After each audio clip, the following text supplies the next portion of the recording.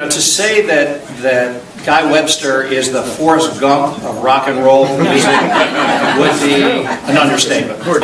It started growing up in show business. As a child, I was in movies for fun, for my parents. My father was a famous songwriter, won a lot of Academy Awards, nominated 16 times. And I told him after I had graduated college and went in the Army that I wasn't going to go to Yale as he had expected, that I was going to study photography. And he cut me off at a very early age. I was on my own, and I studied photography, and within 2 years I was successful by an act of God. It was amazing. My first album went to #1, my second one went to #1, my third one, and I was working from that day on my whole life. Jack and Kay, what can I say? We love these people. This is the most beautiful home. It's thrilling. We have room for all of you. And I just wanted to tell you that a lot of people don't know this. He bought the house so that I could sell the books here.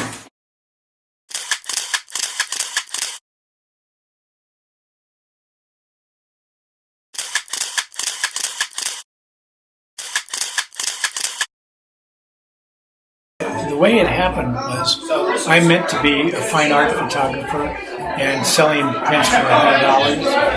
But this guy saw my pictures and he said, I'm starting a company, we've got no money, we want you to be the art director and photographer. And I signed on, we had a ball, and within a year our company was just incredible. It was called Dunhill Records, Lou Adler. And so that started my career, and never stopped working since then.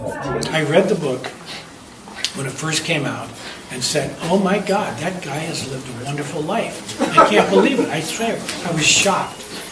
Not with rock and roll, because they were free of that. There was no retouching. We shot whatever we got, went on the cover or the billboard or posters. They were all over the world, just as I shot it. But I used good light. That's the key to keep them looking good. Now, when I got into the show business after rock and roll, or at the same time, they liked me so much because I was famous. It sounds like I'm being self-aggrandizing, but I was really well known, #1 photographer in LA. And so they let me do whatever I wanted. But when it required special lighting and retouching on some of the great stars, I would do that too. But I only did it with those people that absolutely needed it. Well, I'm telling you straight up, because even though he's a friend of mine, Jack Nicholson, when he knows you're taking a picture, he gives you what you want. You don't have to ask him for it. He's such a pro, director, actor, that he'll give you attitude, look, fun, all that. And it's the easiest thing to photograph Jack of all the people I've ever worked with. I learned from Irving Penn, who was my favorite photographer at the time, and I went to see him when I was a student, and he said, Guy, you've got it all under control. Go back to California and go to work for yourself. You'll do really well. A year later, I was. Marlon Brando, by far and away, he was so difficult to get to see, even though he lived at Jack Nicholson's house, in the guest house. But he was overweight and blown up. He didn't like to have his portraits done at that look at that age. So I never got to photograph him. And the other one was, let's see, who else? I think that's about it. It's the only one I really regret, because I had an opportunity earlier on and I missed the opportunity. Well, when she was sober, she was great. Right there, direct person, one-on-one. In the book, you'll see a picture of her just before she becomes famous. We're backstage together with a dog, and I photographed her, and I wished her good luck when she went on stage. The next shot is her on stage singing Down on Me, and from that moment on, the audience could not believe what they were hearing, and we knew that she was a star.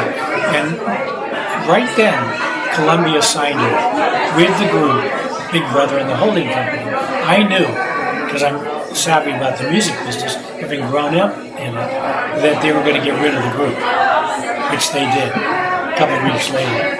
See what I mean? Because she was the star, not Big Brother. And I stayed friends with the guys from Big Brother years later.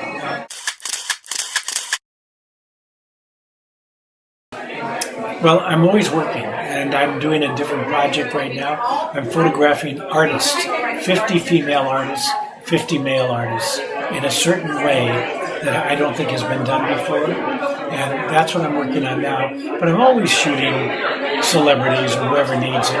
But I am quieting down because I'm 75, and I'll keep shooting till I die, but I just don't want to do what I did back when this book was done, because that was over the top, sometimes 3 shootings a day.